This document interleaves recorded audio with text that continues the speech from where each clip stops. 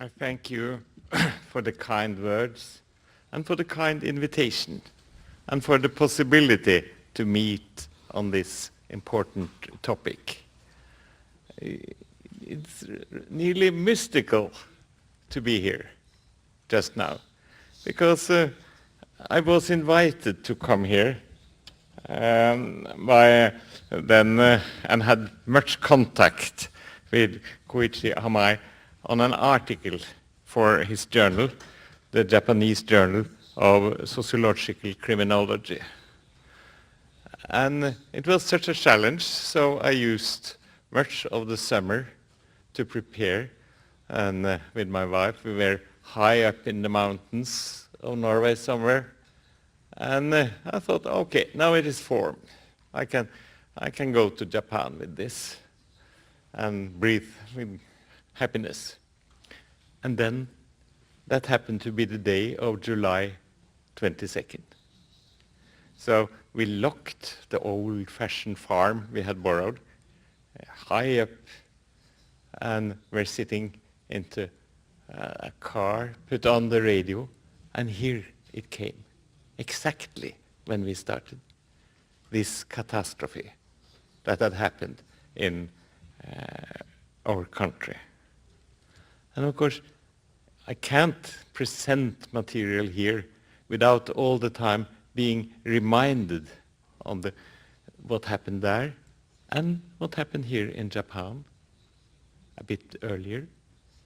And I feel very strongly, as was touched upon here some minutes ago, that some dramatic horrors, also dramatic joys sometimes, they in a way make us to stop, to think, and maybe it even changes the countries to some extent.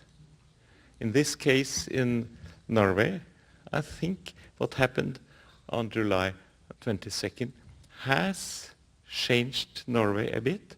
I will describe how in a moment. A bit, with my wife, I wrote a little article the days after for a Danish journal.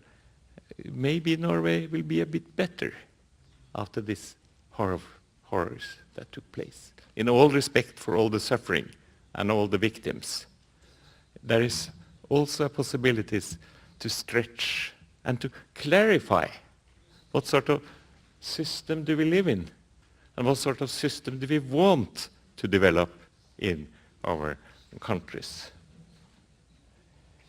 Yeah, if I should now talk too fast or it will be impossible to understand me, both for the interpreters and for the audience, you can wave and say, stop it.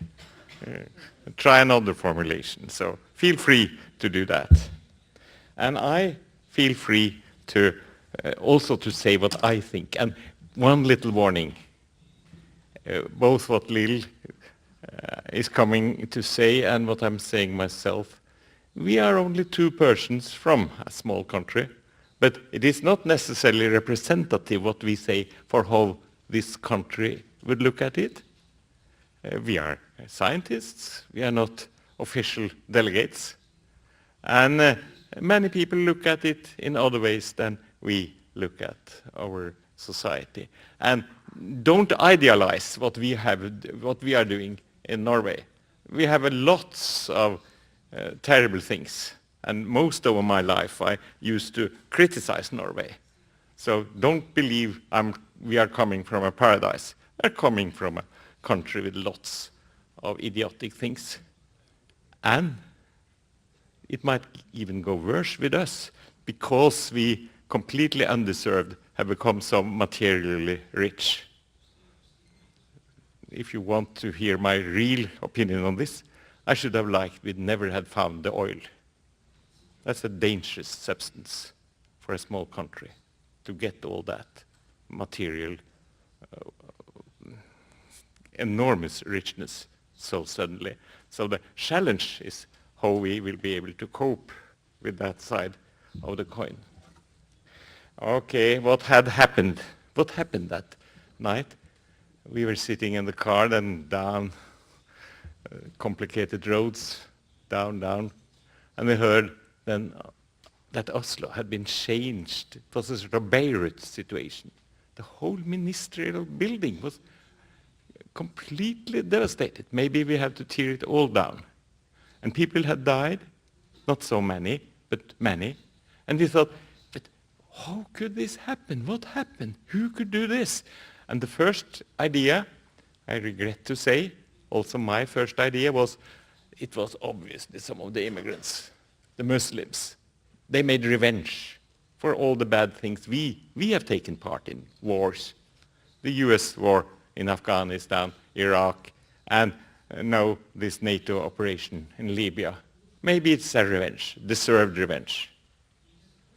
But then slowly, sitting there, thinking on that and feeling, oh, it will be terrible for the immigrants in Norway, then suddenly we got some small news that some other thing seems to be happening out on a little island, so idyllic you can't believe it, where the Labour Party, the big majority party, for many, many years have had their summer camps to train, to mature their youth on how Norway is and how we maybe could make it an improved country.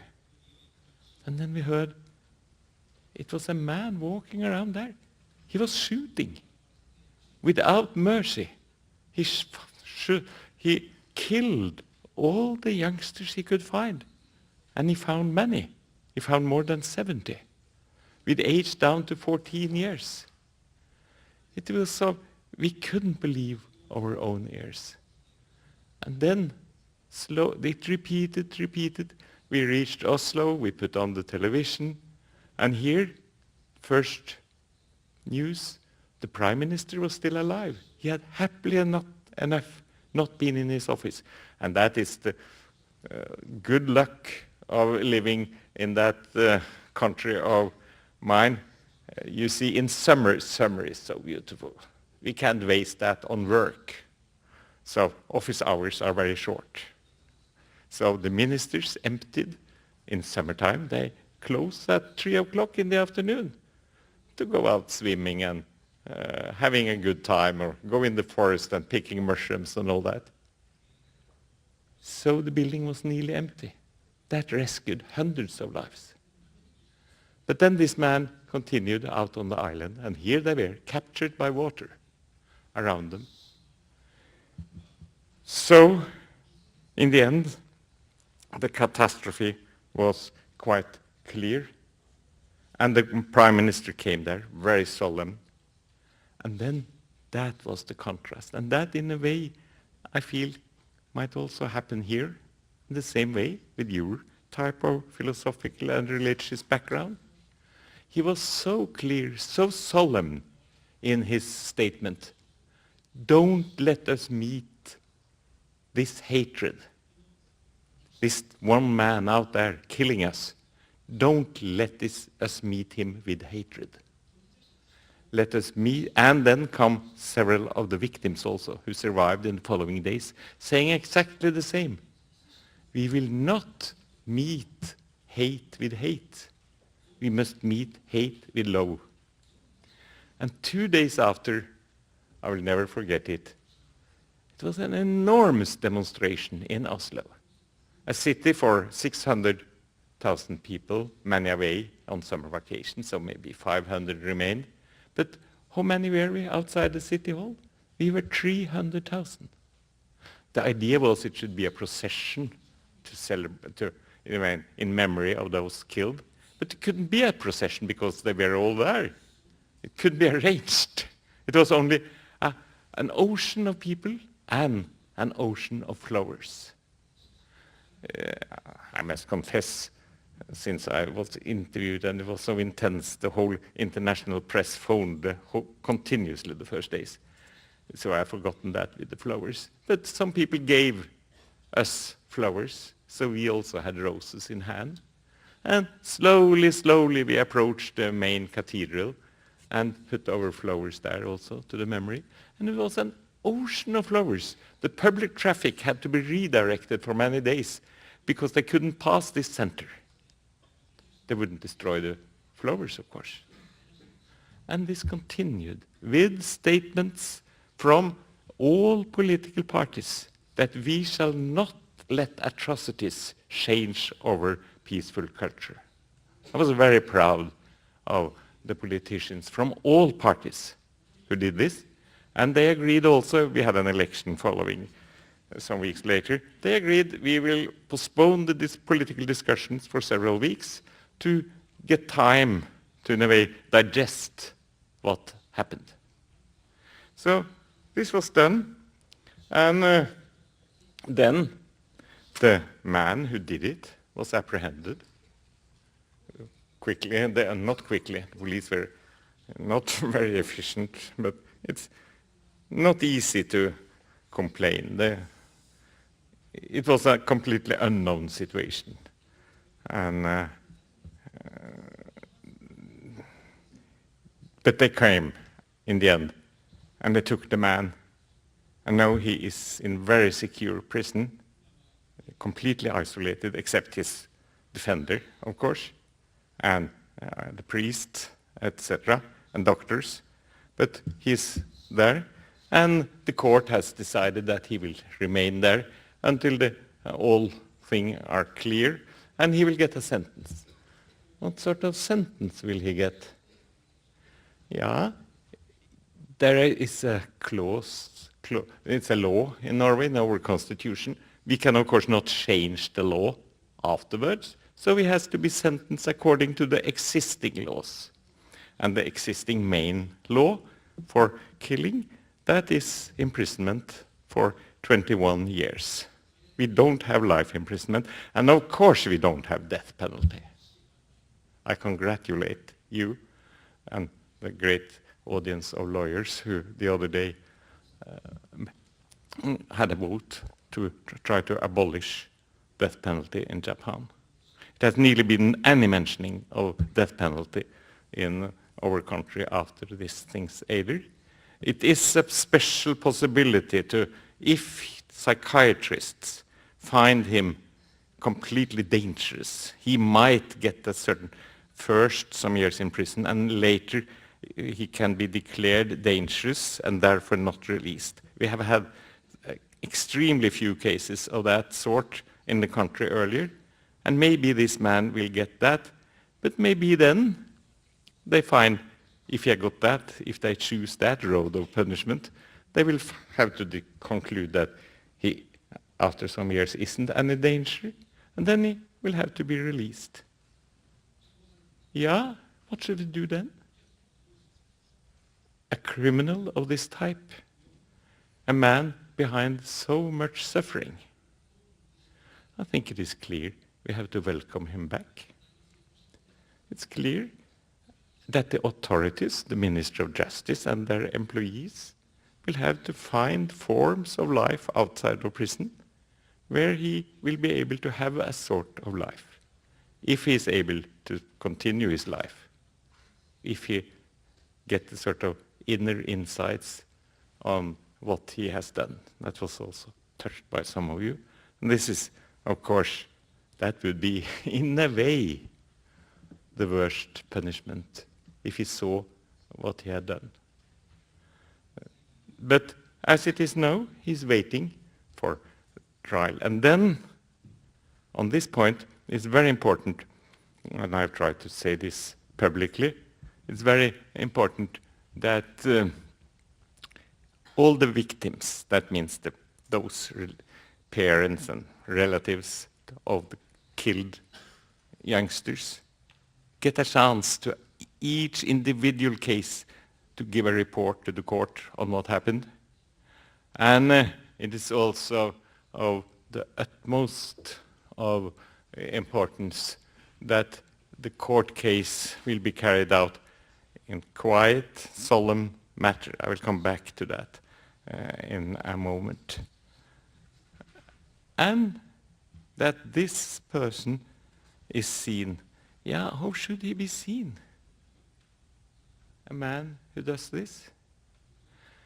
Here, I think it is a very important fact of life.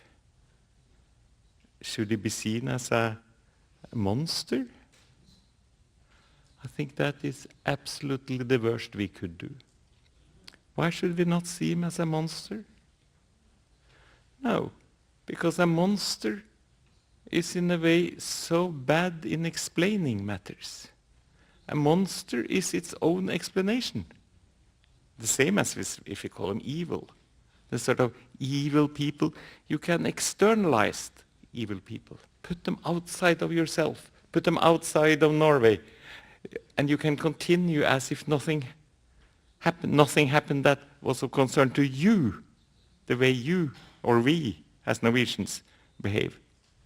So I try, and I will come back to that also, I try to say to myself and my country fellows, this man should be seen as one of us.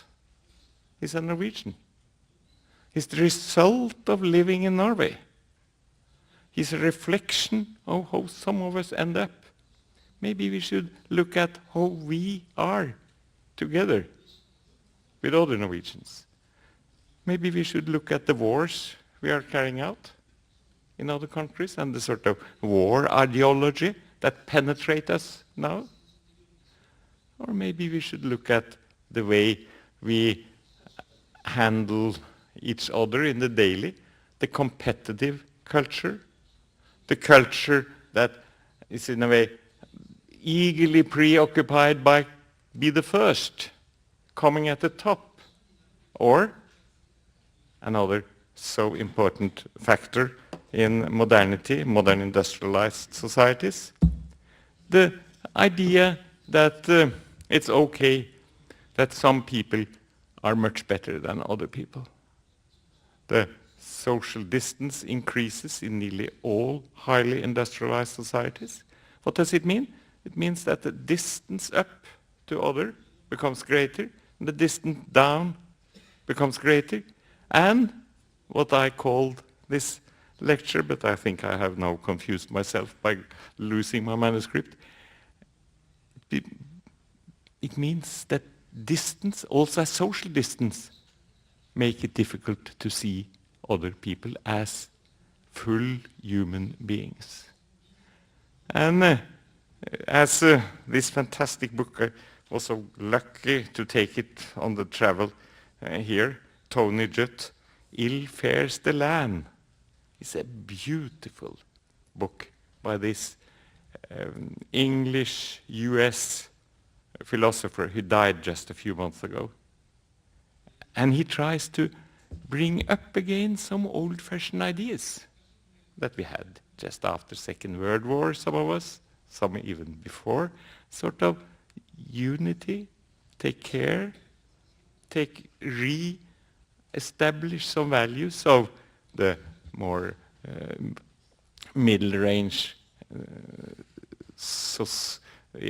socialistic thinking of the community instead of the individual. Maybe that thinking is lacking in Norway now, and thereby we also create a more complicated society. I go back to my manuscript so the translator get a chance to breathe. Yeah, and then I go far back. I'm probably the oldest among us here, so I have some memories that are important to me, and I don't share them with you because they are from the Second World War. Yeah, what happened in Norway? You don't need to know it, but it was very unpleasant. We were, as you probably know, occupied by Germany in 5 years. And when it comes to this, to come close to other people, I was thinking on that, preparing what to say here. We were occupied in 5 years. During these 5 years, I never talked to a German soldier. They were in abundance all over Oslo.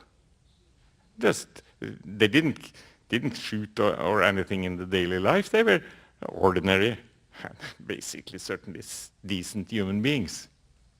But they were the enemies. I never approached them. And if they approach me by some questions, for example, on the direction, well, according to the sort of national pride, the idea was then to give them the wrong direction. That was the utmost, but I never talked. So, and this was the sort of general standard in the country. I never talked, I said, with them or with the members of the Nazi party, except one, Asbjørn. He was my classmate. He was physically handicapped, sitting just behind me, very kind, very nice. And I never thought of him as a Nazi. He was Asbjørn, this fellow I knew so well. It was impossible to get that one-dimensional view of an enemy on him. He became one of us in the class, and I think I shared this with all my classmates in social activities and everything. We did not react towards him as he was an enemy. But later on, I understood that I had behaved badly, but it didn't matter. Yeah, but my non-talks to the German occupants had their parallels. After the war, we got, of course, to know all the terrible things that had happened, and also that happened in my country. Particularly then, the extermination of the unwanted, the Jews, the Eastern Europeans, all these awful things. We can really not think of it, except when I think of what happened July 22nd. Yeah, what was it all about? How could it happen? And I'm struck by that, since I'm very fond of Germany these days. I stay there as much as I can. I like the country. And that was a cultural center of Europe. And they could develop into a nation for extermination. It is nearly not to understand, except when you observe the propaganda from the Nazis, and from biologists, from the very early time where they started to talk about races, people of less worth than others, and also extermination, of course, of mentally handicapped or maybe insane, lasting sick, etc., the closer we came to the war. Then you started to get a hint on the importance of being able to see other people, as we were able to see Asbjørn, but not the German occupants. And then in this case, it is in a way possible to understand what they did. And it so happened then for me, and that has been sort of a basic experience in my life, that I was mostly a child during war, but when the war ended, I needed 2 or 3 years more, and I ended up at the university studying sociology and criminology, most sociology. And then I was one day called in by an old professor that I'm very fond of, Professor Andenes, who spent a year in this country. And he and the general prosecutor for the whole country were in their offices, and they told me something terrible. And I wasn't aware of it, and most Norwegians were not aware of it. Concentration camps, extermination, that is something that happened in Germany or in neighborhood countries, arranged by the Germans. But then the general prosecutor told me, Nils, that's a problem. We had it here also, in Norway. We have had, and it becomes more and more clear, we have had concentration camps in Norway with the participants, with the participating help of Norwegian guards in Germany administered concentration camps. Thousands were killed in Norway. This peaceful country, so beautiful, and flowers and all that I told you about. We killed.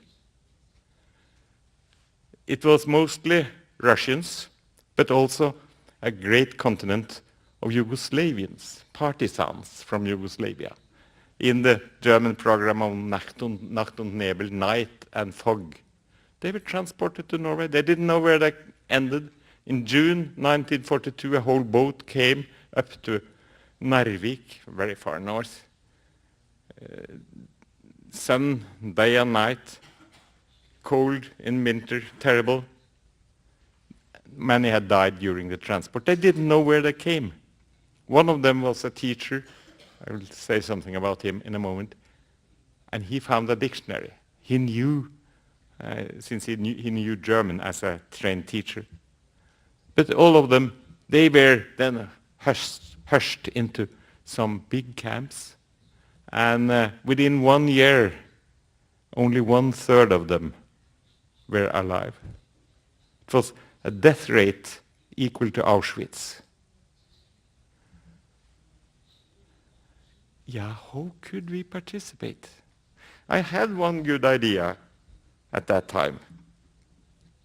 The prosecutor wanted me to tell what sort of monsters could have done this. And I thought, I can't ask them why they killed. But I asked 30, I think, of those who had been sentenced for killing. And I also asked 30 or 40 of those guards who had been there but not had killed. Asked them, how were these people, the prisoners? Can you give me a description of the prisoners? And I could. And it was so different. It was very typical that those who were not sentenced for killing, they had relatively ordinary description of ordinary people. Yeah, if I had been there, I would also have been troubled. I remember a man said they had terrible life conditions. They had small chances for washing themselves. They didn't look so miserable and thin as they ought to be because they had so much water in their body. But having water, that meant you get big wounds when you got a little infection. So I think something happened to the microphone now. No. And that meant they kept distance, but they were able to hear, by and large, what was... no, I got distracted by this instrument. They were able to see themselves in that situation. But the killers were so definitely of another opinion. They never came very close to the prisoners. And I think this is the essence in doing terrible things with other people, that you don't see them as one of your sort. It was most typified with a history that I know I have troubled people with before because it was so important to me. And that was a story of the man who came to the pier in Narvik. He found the little dictionary, and you know, it was light all the night, so he was using his nights to learn Norwegian. And he was a clever man. Relatively soon, he was able to master the language. And I met him by chance later on. Otherwise, I didn't meet these prisoners very much. I met him, and he told me, you see, when it was one day in the summer, and I had one sentence that rescued my life. What was that sentence? It was that he walked among 7 Yugoslavians. They were to dig road. Hitler wanted a road up to the border of Russia. We have the same situation as you. We have Russia as our closest neighbor. He wanted, due to his plans of invasion, or the war, to have that road. They were walking out there, a Norwegian guard in front, a Norwegian guard in back with guns. And the one guard cried out to the other guard, "Do you have a match?" And the other guard said, "No, I have no match." And then came the sentence. that rescued his life. It was simply, but in Norwegian, I have a match. And this is so important. That changed the whole picture. He could speak Norwegian. What does it mean? It meant that the whole type of ordinary standards for behavior, as all the guards had learned through their whole childhood, was activated. They couldn't come around the idea, the learning from others, from fathers, from teachers, from everybody, that those should not kill. He became an ordinary person, and he was protected and survived during the war. He told me in letters later that he had sometimes to be careful that the guards should not come in trouble because they were so kind and helpful to him. And this is therefore, to me, so important to create social systems where we have a chance to see each other as whole people, whole persons. But then, and what I also want to say, now I can say that a bit later, but I think it is important to see that by this being close as they come to each other, that is the the key for preventing a lot of unpleasant behavior by other people. And I have a sort of major statement here that I want to take relatively slowly. So why do I talk about seeing each other? Yeah, in all simplicity, what I want to convey is that the more we are brought into positions that enable us to see each other as fellow human beings, the more we are under the control of that knowledge. We are then controlled by the whole set of norms ingrained in us throughout life on how to behave towards people of all sorts, from babies to old folks. To see the other is to be captured in the web of norms that makes us humans. The closer we come to another person in this way, the more inhibitions are created against acting towards that person in ways usually seen as unacceptable within the culture we belong to. So, seeing the other is an essential condition for being captured in the web of norms that makes us human. Maybe I ought to add seeing the other as ourselves. But also,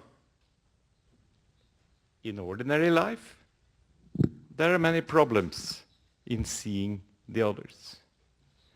And one barrier I've already touched upon, given examples from that. One barrier is the language we use.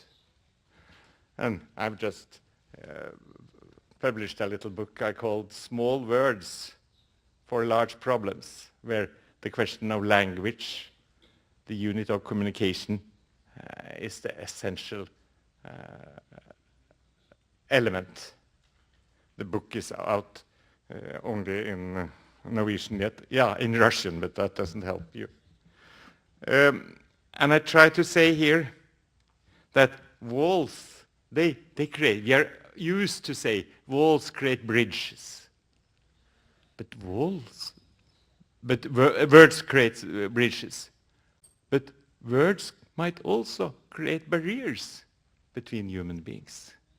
I think particularly in criminology, it is important to keep that in mind. We can create distance with our use of words. Some words, and here I sometimes criticize my fellow criminologists. Some words are so big that they contains everything and therefore nothing. We do not understand more when such concepts are used. We understand less and thereby give free room for maneuver to all sorts of political authorities. And I think crime is one of these words. Crime. Crime is increasing or crime is decreasing. I hear this and I get questions on this all the time. What a nonsense word. It doesn't tell us anything. Because, well, it's a big sack. Everything bad is put in that sack. And then we don't understand more by hearing. It has been more in the sack. Is it murder? Yes. Then we should say murder and talk about murder, killing of various sorts. Or is it rape? Yes. Then let us talk about rape. And maybe it is shoplifting. A sack with shoplifting and murder, and crime is increasing.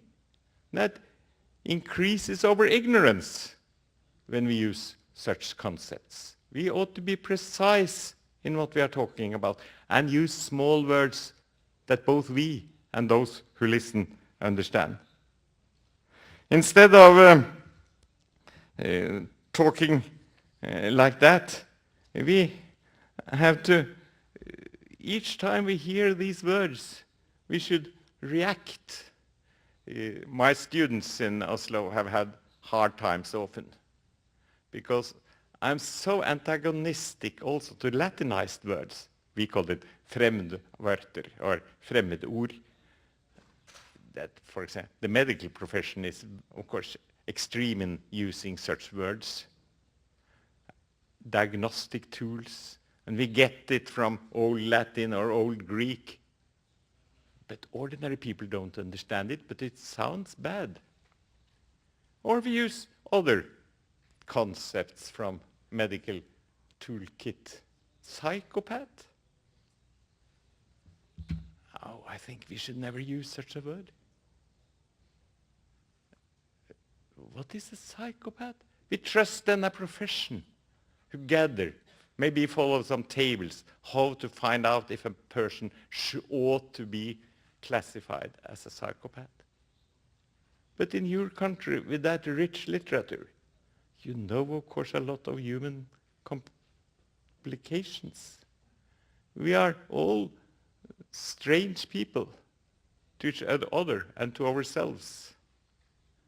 And if we should understand anything that might help us in helping others, we ought, of course, to have not simple diagnostic tools, but we ought to have whole literary descriptions.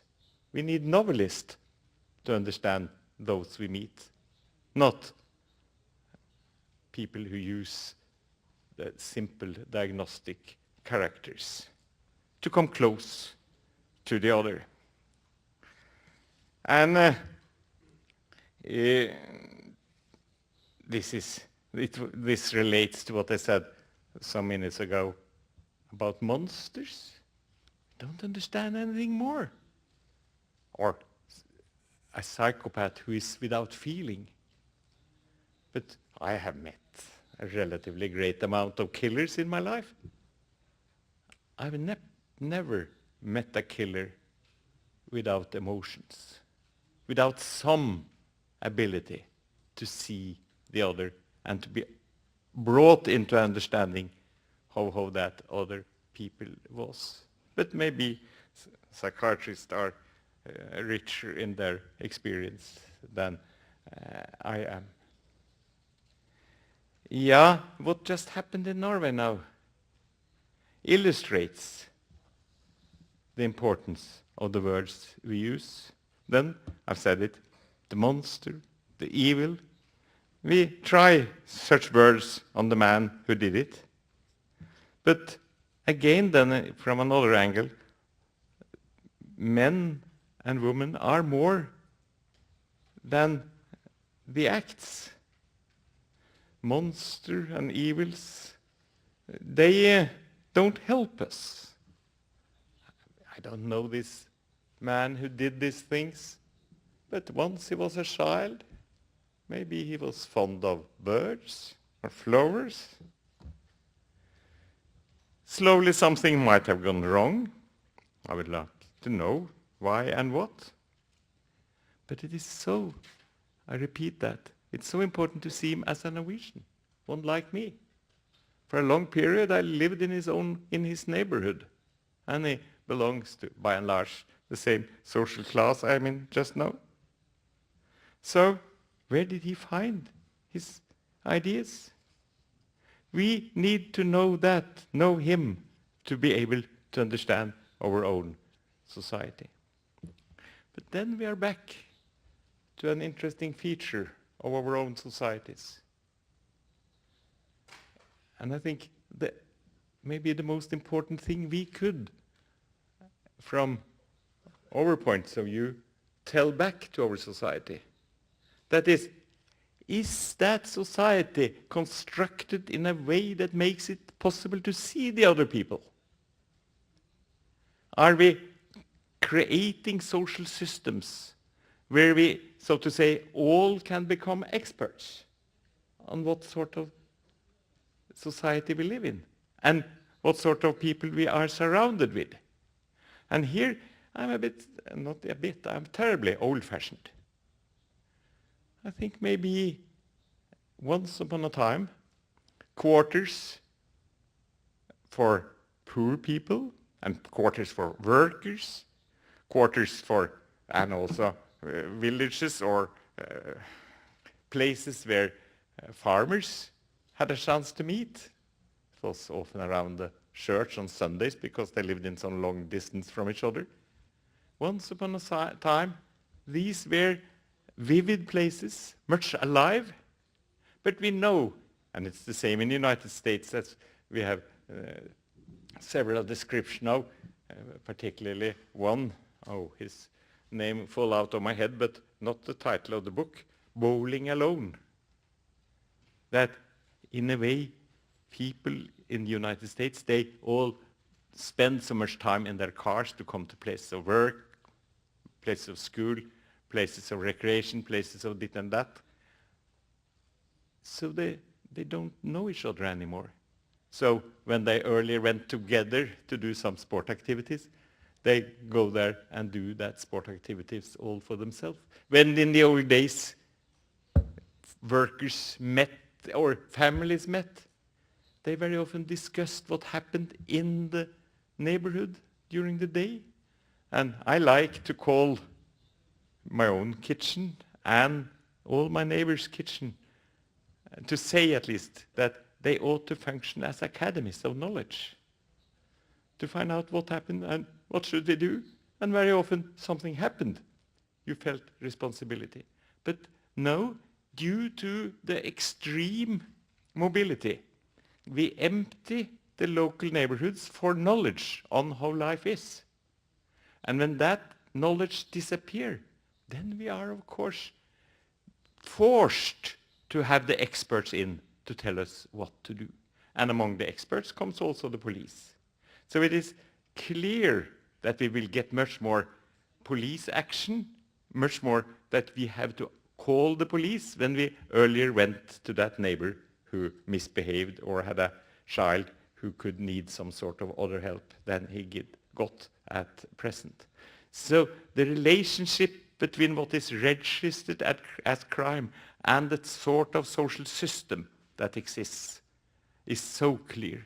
And if I should talk about prevention of crime, I am most of all than in a tendency saying, yes, let us prevent crime by creating neighborhoods or house units or etc., where people are forced to meet each other and to come to decisions together, and where there are no chance to escape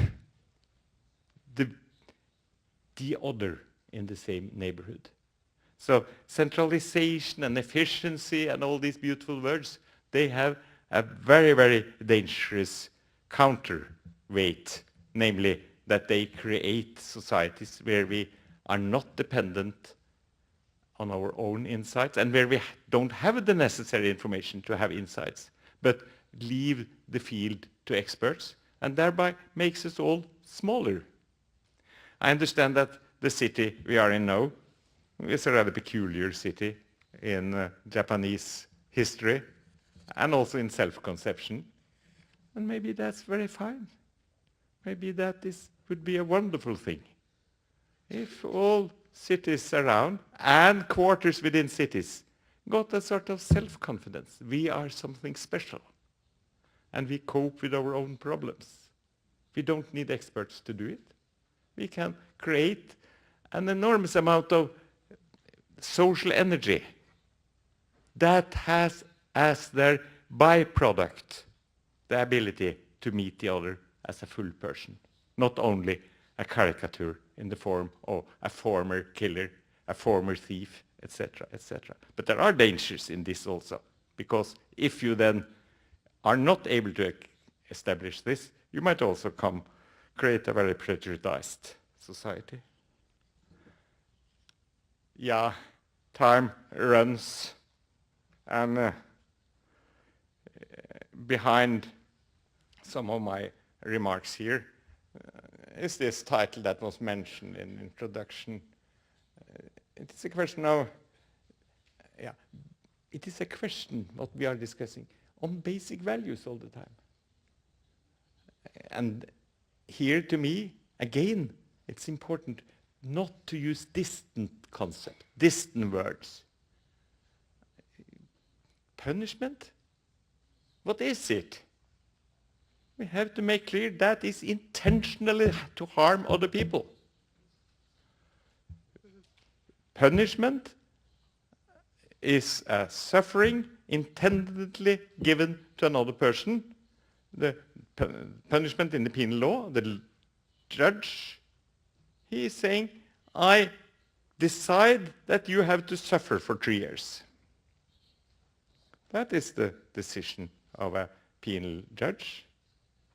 And as I have irritated some of you by saying, I'm sure, but I irritate my colleagues in the Faculty of Law even more, because I say that professors of penal law ought to be rebaptized.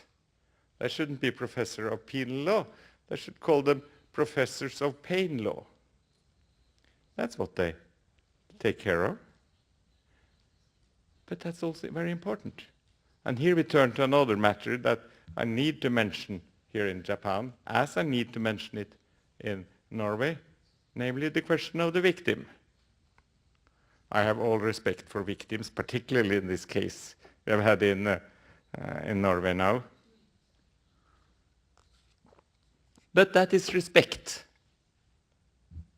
But it is not a natural next step to say that the victims should decide on what happens with the man behind the atrocities. They shall be heard as witnesses before the court case and before the court has to decide. But it would be, but we are under pressure, just as you have been.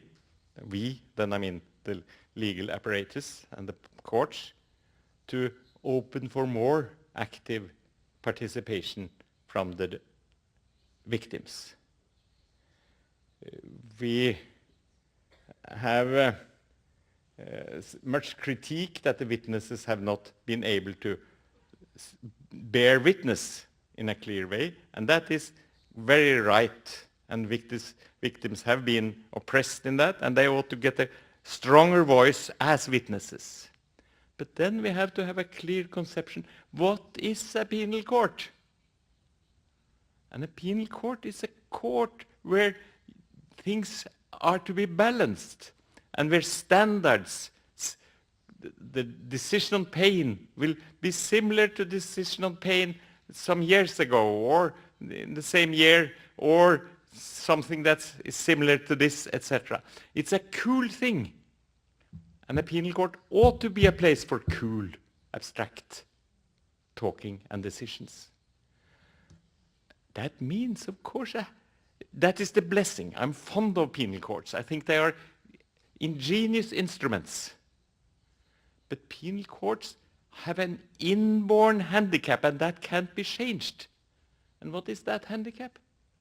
It is they can't cope with very much information. That's impossible. If you overload the judge with information on the case, if he gets everything and it will be different informations from different cases, then he will lose his ability to give a sort of basic evaluation of the equality. And that equality is central in the administration of justice. Equal cases should suffer about equally. And if you destroy that mechanism by letting by unlimited access to informations, I think you create a penal court that is far away from the ideals we usually hail when it comes to this sort of courts. And it is therefore, and it was mentioned, that I'm so much in favor of restorative justice as an addition, or very often as an alternative to penal courts. Why is that? That's because restorative justice, or conflict solution boards, we call them in my country, they are without power. What do I mean? They are without power to punish in the formal way. They have no power to administer pain. But they have another advantage, which is fantastic. They have the power to help us to understand what happened. A restorative justice case is in a unique way, similar to a sort of similar to a scientific activity. Parties are coming here. They might be very angry, and if there's a good leader of the restorative process, both parties dare to say what they have to say. And they dare to try to understand each other. And I have many, many cases where it turns out, but they are less serious cases than the one I talk about here. They show relatively clearly that parties, they might have been enemies for years. When they really meet each other under circumstances where they can explain who they are and why they acted, they might in a way relax and come closer. And I heard a description just recently where there were neighbors, and maybe they were cutting each other trees without permission or whatever, and they hated each other from the beginning. And when they should go home, the one party asked the other, "Do you come with your own car?" "No." "Oh, of course you must come with me in my car." And there are so many such episodes of possibilities to meet.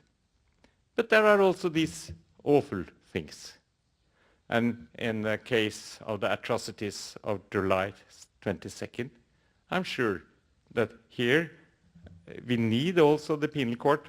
I'm an abolitionist when it comes to death penalty, and maybe I was once for imprisonment altogether. I want to reduce delivery of pain in society. That is a clear case. But I think when it comes to having a prison, I'm a sort of minimalist. As little pain as possible. So I think we need to have some sort of mechanism to help us when things go completely wrong.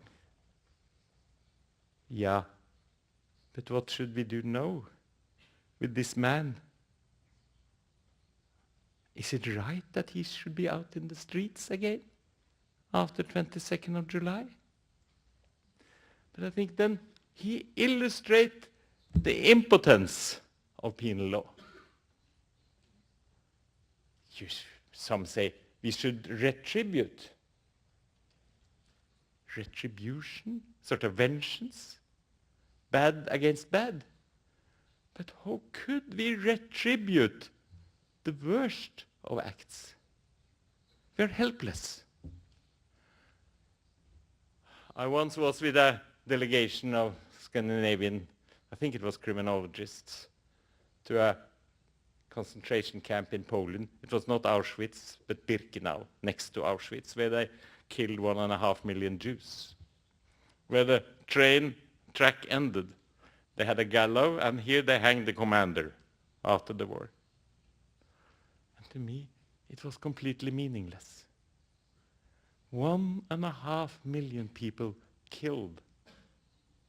And then that should be weighted up with the neck, broken neck of a commander. It's meaningless. I said so when my Polish colleagues said, what should we do? And I have no other saying that there are certain things we cannot do very much with. Maybe a big meeting as here, where witnesses were coming and complaining telling the judge what terrible thing the commander had done. They could continue for a year because there had no end to what he had done. And what should the judge do? My suggestion, but it shocked the participant very much, would be that the judge should say, what you have done is so awful that it, in a way, destructs everything over normal ways of handling bad acts. So go away in shame. What more could be done?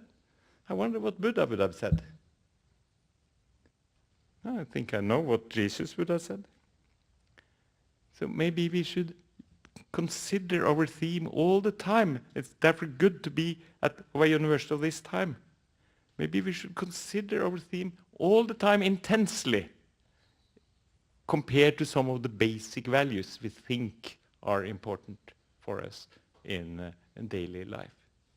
Yeah, does it help to meet in a restorative justice thing? I think that question is not the real question to make. The thing is restorative justice ethically an okay thing? And can we do it? And I would also say, my experience is that those who take part in it in restorative justice processes are by and large more satisfied than those who meet in the court, because they feel they really got a complete freedom to talk back and to understand. Again, sort of Academy of Science in the form of restorative justice. As the kitchen table, Academy of Neighborhood Knowledge that makes people elevated and not degraded by having experts coming in to tell what to do. Yeah, but then this terrible man, yeah, I think it is clear, and I have argued so in Oslo, we have no answer. He has killed 78 people. Should we lead him to the gallows 77 times and then say, oh, we have postponed it? Do that 77 times and then hanging him on the 78th time? It's meaningless. And it's just food for agitators to think like that. I think I want to say, and then I put on the spectacles, that atrocities can never be balanced with counter-atrocities. If so happened, then the offender had won. We cannot retribute equal with equal bad things. It has to be something less. To find standards for these more limited answers, then we must ask for help in old-fashioned values as forgiveness and grace. There are no other way. Well, I slowly come towards the end. But you will probably, from my theme, have got a feeling that I'm not an enthusiastic progressive man, particularly when it comes to material matters. All our politicians, and in these days more than ever, they say, no, we must get societies going again due to the money thing and the catastrophes with the economic system. We must continued development. And then I try, and I think I can do that as a criminologist. I ask, what sort of development? Shall we be even more rich? Or shall we develop the train system even better? Or the production of cars, should that increase? There are many reasons why we shouldn't increase the material abuse of our globe. But I would say, yes, we need development. We need development of the social system. We need intense discussions on how to create societies of a type that take care of each other. That is the essence of crime prevention. And that type of society will demand a lot of social engineer, not road building engineers, but social engineer. And there we are experts, all of us. We have experienced so much, and we ought to in a way relieve that experience. And it's therefore I'm so fond of this Tony Judd's book, Ill Fares the Land. I'm fond of his emphasizing the necessity of some obvious precautions. I mentioned that of not having too great differences in the country so that we can see each other across the class barriers, and not too much mobility so we can have a chance to see each other also in other forms. I hear all the time that it is, of course, impossible, and we must have work for everybody. Yes, employment, yes. But it is a question, of course, of sharing what has to be done. Sharing income as well as the activity itself. Why should 2/3 of the population be intensely working and happy by that, and then the remaining unhappy by being stigmatized for being without work? So maybe nobody should be allowed to work more than 5 hours a day. Maybe nobody should be so free that they can in a way take it all. And maybe, and here I'm again influenced by Judd just now, but I've had that opinion all the time. Maybe we should not sort of be so liberal in the meaning that we build down state power, but try to unite on having states that are strong enough that they can interfere with the way work is organized and the way we live.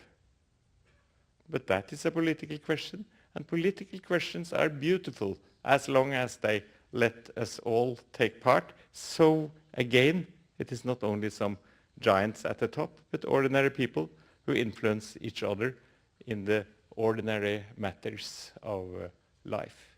So it is so good that criminology here belongs to a larger community, and social reform belongs to a larger community, so we can discuss the matters of crime and crime control as social engineering or social problems of relevance, not only when someone have disobeyed the law, but the thing we call deviant behavior or crime is something that concerns us all, and maybe the way we organize schools, work, spare time, culture, they contain the answers on how to approach a type of life where what we call crime is not the dominant, but only as relatively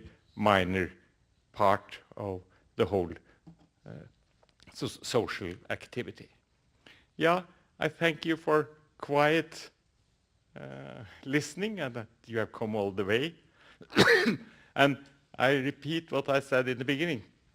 I feel rather strongly I've come due to this lecture and due to the article I had to write. I feel I've come so close to Japan. you have become a part of my experience of July 22nd, and I hope I can be a part of your experience of the awful things that have happened in your country this year. So thank you for coming, and thank you for listening.